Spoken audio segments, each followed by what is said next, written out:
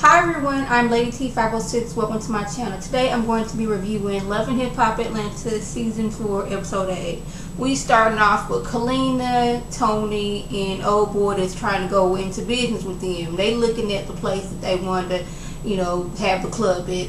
Kalina agrees this is a nice club. Old boy's going on about how much, him and Tony had success back in the day, but Kalina ain't trying to hear about that. Cause she's like, yes, y'all had some success back in the day, but y'all did have some failures too. Let's not forget that. She is in her spirit. She's not trying to invest all their money into their club because they already have a child. They got this new house, and she just had a baby, and she just thinks it's ridiculous. As well as I think that is totally irresponsible to be putting all of your money into one area. Then if the club don't work, then y'all just out on y'all butts. Then what y'all gonna do? So Arian and Margot meet up because Arian, she wants to get some information. She's like, she's talked to Mimi, but she feels that there's something else going on. And Margot lets her know that yes, like Mimi, she was behind this, and then not only that, but there was another person who was involved from the deal right from the beginning. Now, Arian, she don't know what to do because like the more and more things come out, she's hearing more and more information that she hasn't got from Mimi. She's trying her best to believe in Mimi, but like all this information, but then again, it could be just Nico lying to Margot. It's not like Margot actually talked to the person who had like a hidden camera and was recording everything. Yes, she did say that, yeah, Nico was recording it, but there was another man who helped out with this tape. This is him talking. And Nico, he seemed like the kind of person he gonna keep on lying and lying until he get caught. Because see, he didn't tell Mimi about his wife until it was brought to him. When she was like, oh hey, do you have a wife? And he's like, yes, but we kind of separated. I'm with you. He's the kind of person, to me, the way they were training him is he's gonna keep on lying and lying, trying to cover up to get what he wants until it is brought to his attention that, hey boo, you've been lying. So now that Kalina and Tony have invested in this club, she has a bright idea of, hey, let me get your girl, Princess Jocelyn Hernandez, a Puerto Rican princess, to come perform at the club. Me thinking Jocelyn, she's not the best performer, but Jocelyn's name will bring people out.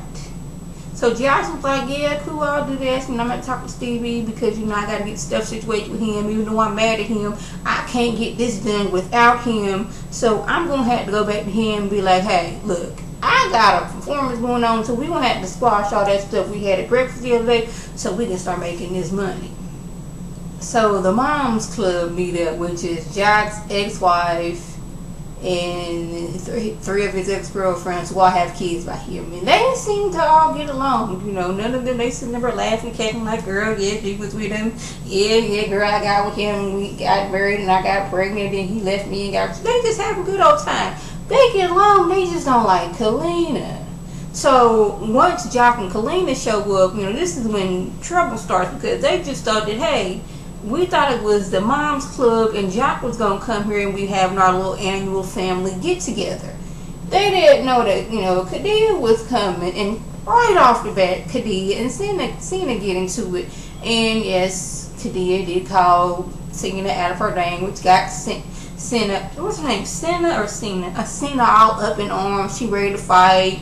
Like, the moms had to carry her off into the bathroom. Like, girl, don't let that girl bring you down like that. If you mad, be mad at him. Don't be mad at her. Don't let her bring you down like that. And Cena is going on about how Kadia, was a homewrecker and destroyed her family. I don't know if she forgot that Jock was married when she got with him and got pregnant. Or are we just not going to mention that? Because you talking about homewrecker, Jock was married.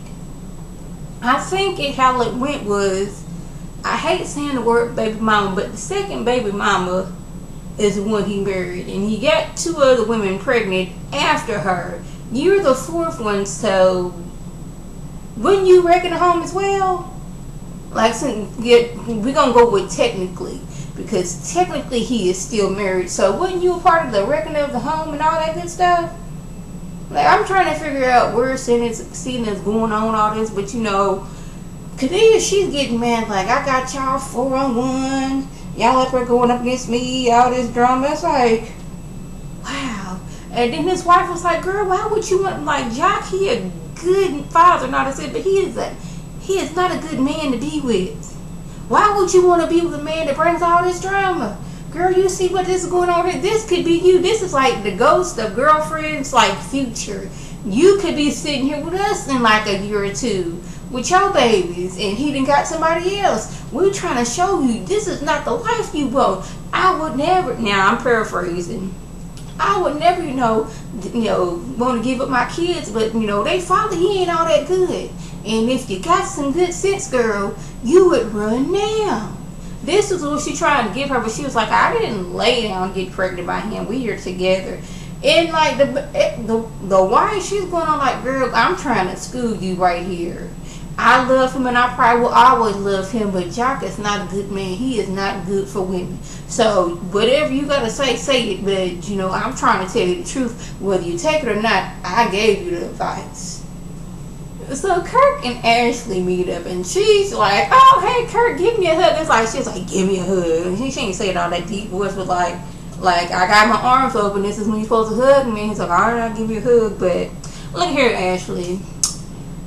I'm going to need you to quit disrespecting my wife, because my wife, she will always win. And if you keep on, you will be getting kicked out of D-Lo Entertainment. And Ashley, she has this look on her face like, oh, snap. I didn't know it was going to get this real. I thought I could just be talking outside of my neck, and Kurt wasn't going to do nothing because I'm a skinny little young thing. But no, Kurt was like, my wife, she will always come first. Yeah, I haven't said it before, and I should have said something before when you was running off the mouth, talking about I got that office, which was his apartment. You was running off the mouth from inside the driveway. You was running off the mouth at the opposite place. It's like, well, Rashida and her mom was coming for me. No, Rashida's mom just asked, like, what are you doing here with her? You took it offensively. Like, I would be too, like, what is she doing here? This ain't got nothing to do with her. You could have left her killed in the car, dropped her off at home, something. But, Ashley's realizing, like, oh, snap, I need to, get myself under control, or I could be out of this contract. So, yeah, I'm going to have to, eat me some humble pie and meet up with Rashida. And that is exactly what she did. She meets up with Rashida. She's like, man, I've been working all my life for this, and I ain't gonna let nobody, break me down. But Rashida, I'm sorry that, I said those disrespectful things about you. But you said some stuff too. She ain't even had to bring that, but you said some stuff too. What she should have said was, Rashida, I was sorry, I was being disrespectful. I won't do it again. I really, really want to be with D-Lo Entertainment, and if you would say my apology. But no, she had to keep on yapping at the gums. So, Jock comes home after being gone all night, and the key to the door does not work. He's confused because him and Khadijah live there together. His key should work. But no, Khadijah, she didn't change the locks. She lets him in. He's like, what's going on? She's like, oh, I found me a 24-hour locksmith. That's what's going on. Where you been? He's like, well, after all that went down, I went to go check on Santa, and I went to the gas station, and I fell asleep, and next thing it was like 6 in the morning. And Khadijah's like, oh, so you checked on Santa, or Santa, whatever that girl's name is, but you didn't come here and check on me. Okay, Khadijah, she's realizing that I love this man, but what's love got to do with it? Like, she went in there and packed up his stuff and sent him on his merry way, told him what you gonna do is, if you want to, make some steps to making this work, you gonna carry your tail out down to that car, to that parking spot that which we pay for, and you gonna sleep down there at 6 in the morning to prove that you want to make this work. So he's going outside, and I don't know what happened between the shutting of the door and him leaving, but something snapped, and she get to taking all his clothes, all his Gucci, all his Prada, all his Adidas, everything she can get her hands on, she get to throwing it out to the streets. And he was like, well, she throwing all my stuff outside, but she gonna have to pick that up. And I'm thinking that stuff gonna be gone as soon as you get up the street. I don't know what it is about people with stuff. If you ever want to get rid of something, put it at the corner by the curb. I guarantee it'll be gone. We had a wash. I know this ain't got nothing to do with nothing, but we had a washer and dryer, and it still worked, but we was getting a new one, and didn't nobody want to take it to the dump. or try to tell her to do all that other stuff. Put it at the curb. I kid you not, 10 minutes later it was gone. So if you ever want to get rid of something, just put it on the curb. It'll be gone. So that was just what happened. What else went on?